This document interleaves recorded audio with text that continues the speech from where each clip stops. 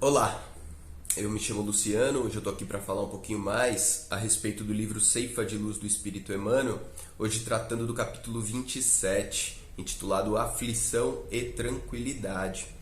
O versículo citado no cabeçalho desse capítulo hoje é o capítulo 5 de Mateus, versículo 4, em que Jesus fala assim: bem-aventurados os que choram, né? Citando o Sermão do Monte, em que Jesus é o sermão das bem-aventuranças, bem-aventurados os aflitos, bem-aventurados os que choram. E Emmanuel começa a sua explanação dizendo que se por um lado, né, existe aflição gerando tranquilidade, como prometia Jesus, por outro lado aqui na Terra também tem muita tranquilidade gerando aflição. Por que muita tranquilidade gerando aflição? Eu coloco entre aspas essa tranquilidade, porque eu vou citar um exemplo. Imagina que a gente pensa assim, né? Olha, trabalhei a semana inteira e hoje é domingo, meu dia de lazer, meu dia de descanso, um dia tranquilo, certo? Por que é tranquilo? Porque eu não preciso trabalhar, porque eu não tenho uma série de responsabilidades e isso me traz uma tranquilidade naquele dia, um dia tranquilo, né? Às vezes uma pessoa não gosta também do seu trabalho, tá trabalhando numa coisa que não dá muito prazer a ela, e talvez ela tenha aquele entendimento de que tranquilidade, o período que eu fico tranquilo é o período das minhas férias, quando eu não preciso estar aqui no trabalho, certo? E não está errado, é um tipo de tranquilidade. Agora imagine uma pessoa que perca o seu emprego, uma pessoa que esteja desempregada. Pode ser essa mesma pessoa que achava que tranquila ela está de férias, ela perde o seu emprego. Quando que ela vai estar mais tranquila? Antes ou depois de perder o emprego? Muito provavelmente, né? Ninguém gosta de ficar desempregado, uma situação desesperadora, uma situação muito complicada. Então, assim, eu estou falando isso para a gente entender que existem tipos de tranquilidades diferentes, né? Eu sou autônomo, né? Eu sou dentista e eu dependo de ter trabalho, né? Eu dependo que meus pacientes venham ao meu consultório. De modo que, quando vem um paciente novo, o que eu tenho que sentir? Tenho que ficar triste ou tenho que ficar feliz? Eu, naturalmente, fico feliz, né? Preciso, né? Todos precisamos viver, né? Fico muito feliz, né? Até porque gosto muito do que faço, gosto muito do meu trabalho, né? Porém, uma coisa que eu comecei a perceber há alguns anos na minha vida é que nenhum de nós é uma pessoa só. Eu vou explicar melhor. Quando vocês olham para mim e veem um corpo e veem um único ser, né, isso dá uma falsa sensação, isso dá a ilusão de que aqui dentro tem uma coisa só. Eu não estou dizendo que existe mais de um espírito. Eu estou dizendo que assim, dentro do nosso psiquismo existem diversos eus. E se você olhar a experiência da nossa vida, isso é fácil de provar, né? Eu tenho um nome só, então a impressão que dá é que tem um Luciano só. Mas a realidade é que existem diversos eus, diversos Lucianos, né? Sabe quando você coloca na tua cabeça assim, eu preciso fazer um regime. E aí você estipula que tal data você começa um regime e você determina o que você vai comer, o que você não vai mais comer, e de repente você, quando chega aquela data, se pega dando para trás, comendo aquilo que falou que não ia comer, não comendo aquilo que falou que ia comer. Então, se a gente olhar para a nossa vida, existe um eu que toma uma decisão e outro eu que sabota, pelo menos dois, né? Então, eu decido que amanhã eu preciso acordar às 5 horas da manhã, né? Isso é um eu que está decidindo, só que ele não conversou com o outro eu que vai estar lá na hora que o despertador tocar. Esse outro eu fala que acordar às 5 horas da manhã, ok, e toca a soneca e desliga o despertador, enfim. Então, a nossa vida, a nossa existência, ela mostra isso, que a gente tem diversos eus. E por que eu estou falando isso?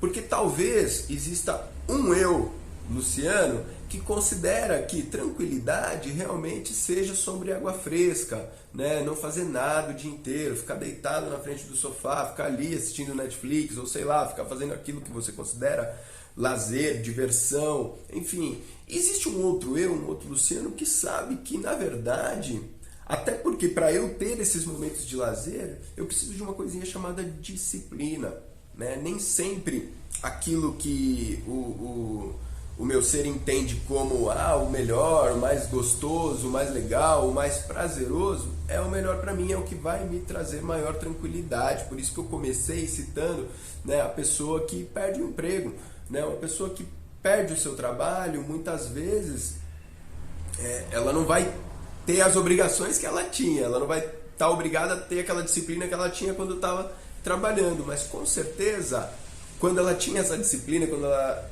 tinha que ter essa disciplina, ela estava mais tranquila. E eu estou falando isso também para dizer que assim, no nosso inconsciente mora uma coisinha chamada medo. O medo talvez seja o nosso maior inimigo que habita no nosso inconsciente. Né? Boa parte dos nossos problemas, das nossas dificuldades, dos nossos não enfrentamentos vem por conta desse medo. Então assim, quando a gente precisa se movimentar de algum modo, sair da nossa zona de conforto, fazer algo que dá trabalho, algo que é dificultoso, tem um eu nosso que está sendo muito influenciado por esse tal desse medo, que vai lá e sabota talvez aquela experiência que você teria que ter para atingir uma determinada meta.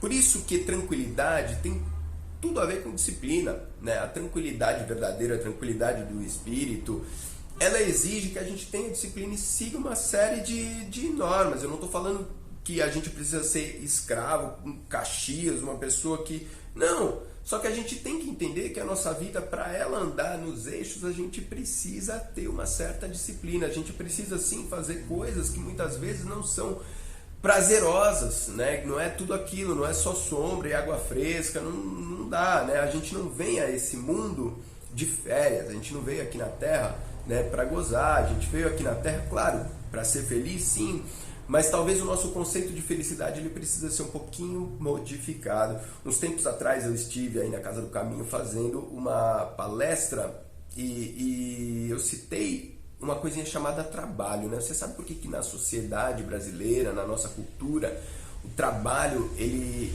nem sempre é visto como algo legal, como algo prazeroso, como algo positivo? Muito pelo contrário, muitas vezes o trabalho ele é visto como algo realmente penoso, sacrificado, difícil, né? Quem que nunca falou, amanhã é segunda-feira, eu tenho que trabalhar de novo, né? Isso é algo cultural para nós, né? E isso se deve muito por conta do fato de nós termos sido uma sociedade que por mais de 3 séculos escravizou o nosso semelhante. Né? A sociedade brasileira foi uma sociedade escravocrata por mais de 3 séculos. Ou seja, né, 90% da população, por mais de 3 séculos, trabalhava obrigada. E aí o trabalho não é legal mesmo, porque você está sendo forçado. Os outros 10% que não trabalhavam achavam o trabalho uma coisa nojenta, vergonhosa. Por quê? Porque é coisa de escravo.